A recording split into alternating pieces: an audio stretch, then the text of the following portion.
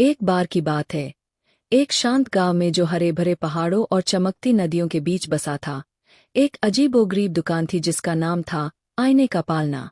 उस दुकान में अनोखी से चीजें रखी थीं, ऐसी चाबियां जो किसी ताले को नहीं खोलती थीं, छतरियां जो बारिश में धीरे धीरे बातें करती थीं, और घड़ियां जो उल्टी दिशा में चलती थीं। दुकान के सबसे पीछे एक पुराना, लंबा आईना रखा था। उसका फ्रेम बेलों और तारों की आकृति में तराशा गया था, और उसकी सतह चांदनी में चमकती हुई जल जैसी लगती थी। लेकिन यह आईना दूसरों से बिल्कुल अलग था। यह लोगों की परछाई नहीं दिखाता था। एक दिन 12 साल की एक लड़की जिसका नाम अनाया था, वह दुकान में आई। वह शांत और सोच में डूबी हुई थी, और उसके दिल में कई सवाल थे जिनके जवाब उसे नहीं मिल रहे थे। क्या मैं तुम्हारी मदद कर सकता हूँ? दुकान के मालिक ने पूछा। एक बूढ़ा आदमी जिसकी दाढ़ी बादलों जैसी सफ़ेद और आंखें कहानियों से भरी थीं। मैं बस देख रही थी, अनाया ने कहा।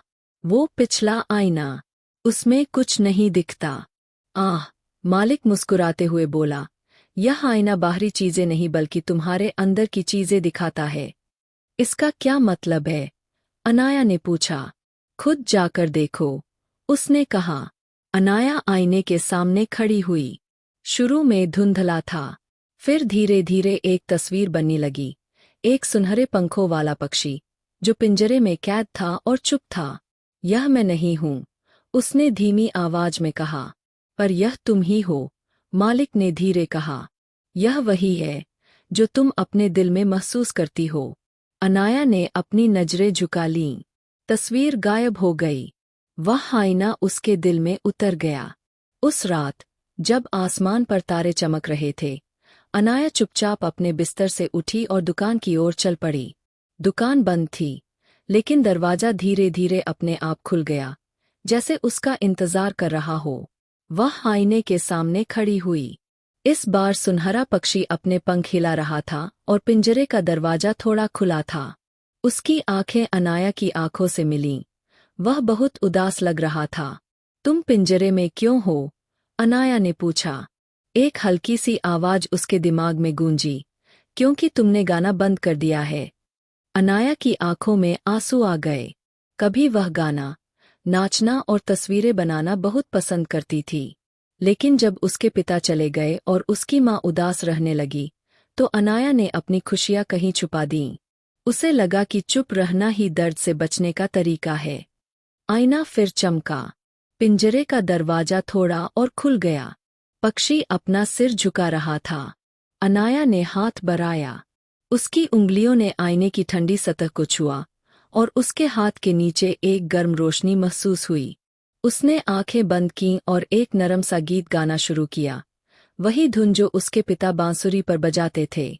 सुनहरा पक्षी हिल गया।